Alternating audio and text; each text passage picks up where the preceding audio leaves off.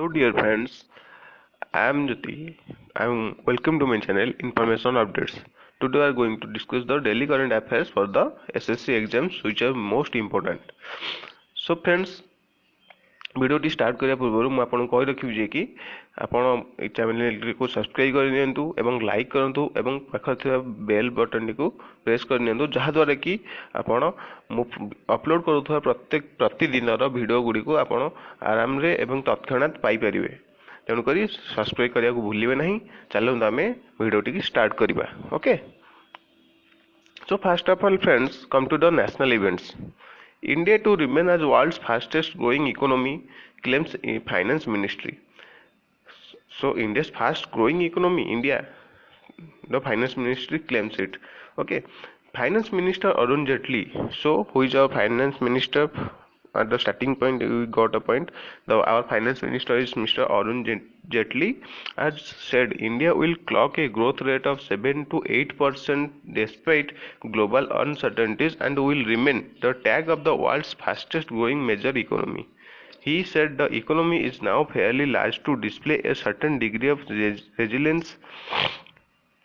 Speaking at the inauguration of the FICCI annual general meeting in New Delhi yesterday, Mr. Jaitley said the government will stick to the 3.3% fiscal deficit target in the current financial year. He said there is a need to focus on survival on reformed sectors in the economy. He also cited and needed to improve credit flow and tackle liquidity. So, finance minister mister Arun Jaitley यह claim करछन कि आम India होची आम world रो fastest growing economy कहीं ना यह 7 ରୁ 8% global uncertainty को राइज करची एवं 3.3% फिस्कल डेफिसिट टारगेट इन करंट फाइनेंशियल ईयर को भी सेटा को फिलअप करिया को चाहूची एंड हमको हम फोकस करिया पड़ियो 7 अनरिफर्मड सेक्टर्स इन द इकोनॉमी आम इकोनॉमी रे जेति सब अनरिफर्मड सेक्टर अछि ताको आमे फोकस करले आमर इकोनॉमी आहुरी सुदृढ़ एवं शक्त होई जिवो। चलन तमे जेबे जिबा next vice president calls for innovative methods to tackle malnutrition. The Vice President of India, Sri M. Venkaiah Naidu, again I am repeating, the Vice President of our India is Sri M. Venkaiah Naidu, called upon scientists, policies makers and planners to adopt new strategies to tackle the problem of malnutrition, which is in various forms is looming threat to our development. So a very important threat to our development is a malnutrition. So the Vice President calls for innovative methods to tackle or to mitigate or to solve the problems of malnutrition. Addressing the valedictory session of the International Conference on Endocrine Disrupting Chemicals (ECDs) organized to mark the completion of concentration celebration of International Institution Nutrition.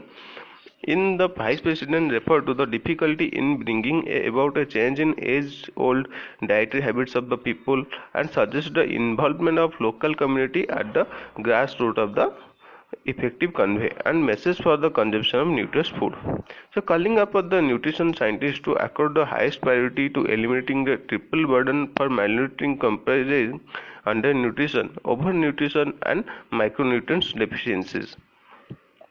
The Vice President wanted NIN to align its research with the National Nutrition Mission, which seeks to improve the nutritional indicator for children, pregnant and women in lactating women.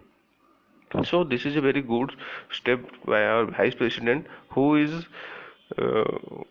taking steps toward the innovative methods to tackle malnutrition. Okay, now come to the economic events. Okay, so recovery of bad loans by PSBs going to Swift Claims Center.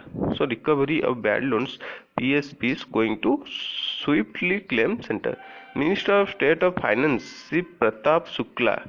So who is the Ministry of State Finance? Sri Pratap Shukla. Sri Pratap Shukla. Again I am repeating. Sri Pratap Shukla is the Minister of State Finance. He informed Parliament that public sector banks have recovered 2.33 lakh crore rupees worth of bad loans during the 4 years from financial year 2014-15 to fiscal year 2017-18.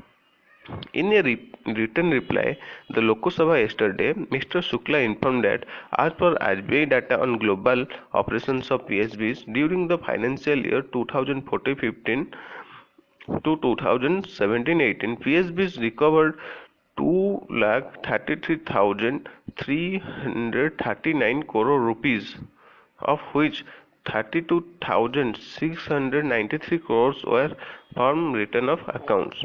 He said write-off of non-performing assets is a regulating exercise of the banks to clean up their balance sheets, tax benefits and capital optimization.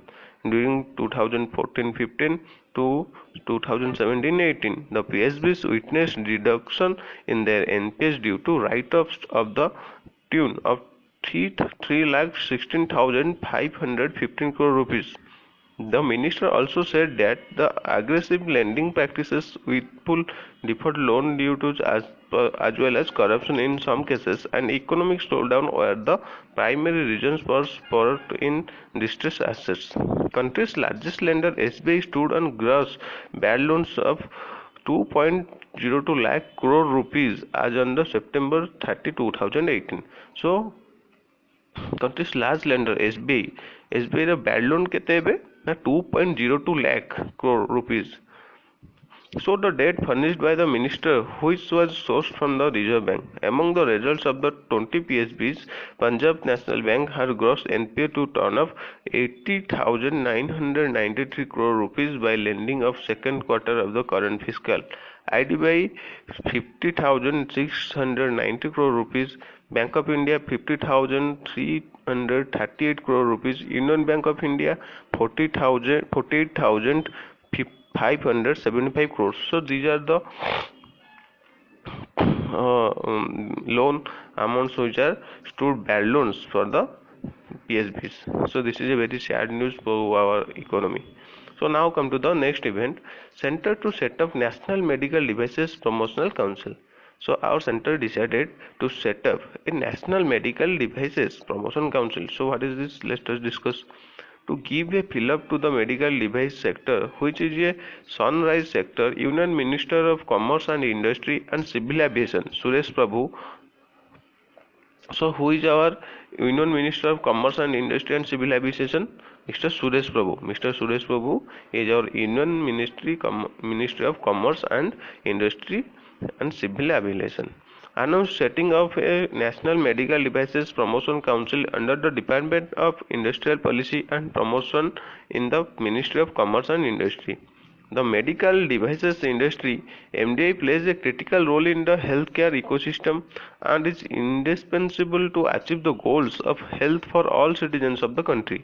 The manufacturing and trade in MDI is growing steadily, which includes a wide range of products.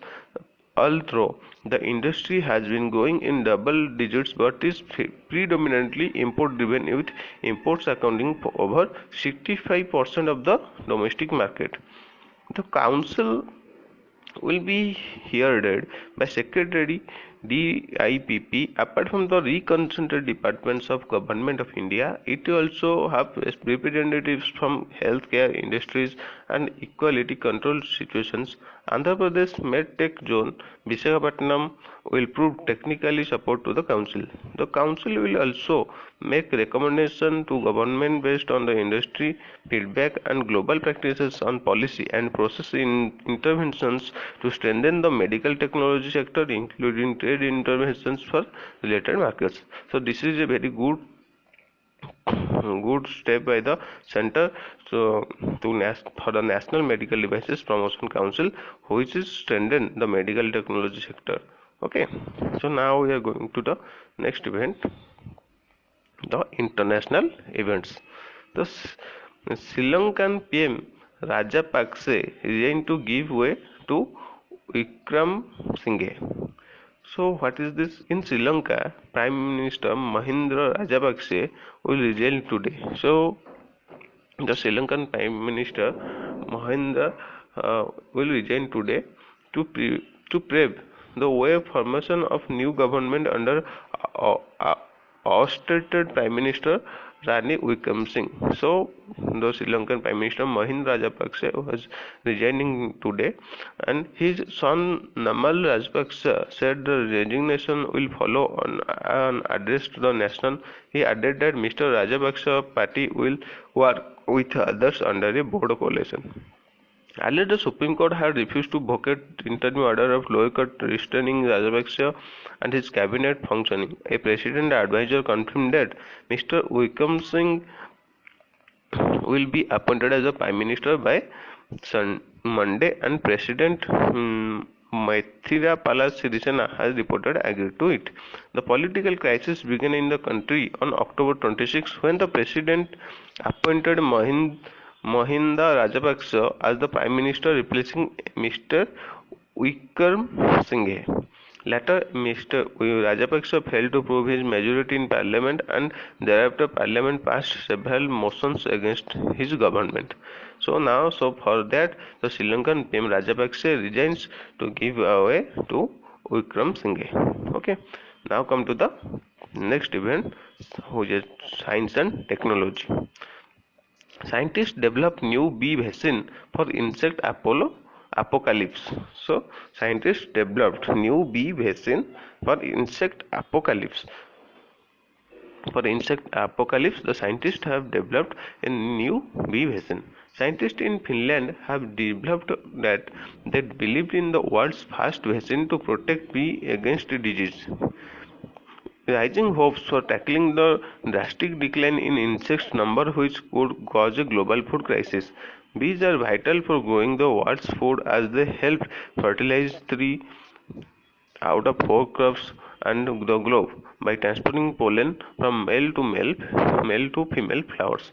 But in recent years, bee populations around world have been dying off from colony collapse disorder, a mysterious cause blamed on mites, pesticides, viruses, fungus, or some combination of these factors. UN-led search in 2016 find that more than 40% of invertebrates, pollinators, particularly bees and butterflies, are facing extinction.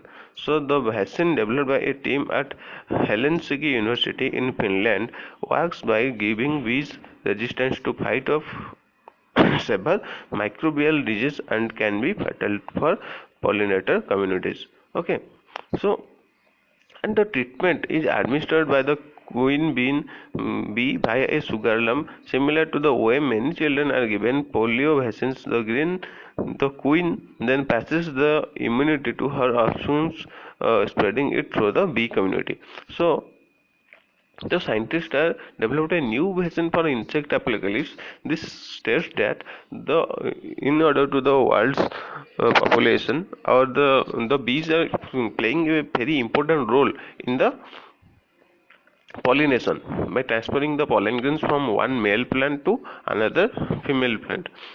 So if the number of the population of bees are reducing by day to day, then the pollination could not be occur. Then our food system and food harvesting system will be get down. So the population of the bees should be increased so that our food availability can be increased. So this is a very good step by the scientists of the Finland and the Helsinki University, giving the big resistance to fight off several microbial diseases that can be fatal for pollinator communities. Okay, now come to the next event, the sports event. PV Sindhu enters semi-final of BWF World Tours. So PV Sindhu enters semi-final of BWF World Tours.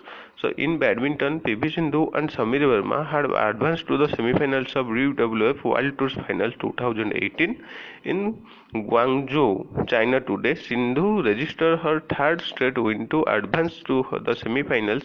World number 6 Sindhu. So what is the current position of Sindhu in world rank? He is the number 6 at world rank. And he is past Biyun Zhang of the United States 21-9 and 21-15 with 3 wins. Sindhu will also finished the top of her group. Sindhu will next face Thailand's Ratchangan in the semi-final. So here friends, this is all about today's current affairs about sports and about our science and technology and about our international events and about our economical events and about our national events. So here again, I friends, I repeat, please like and subscribe my channel information updates, so that every day you can get the current affairs for which are very important for the future exams and also SSC exams and all type of exams. So please like and subscribe my channel information updates. Have a good day.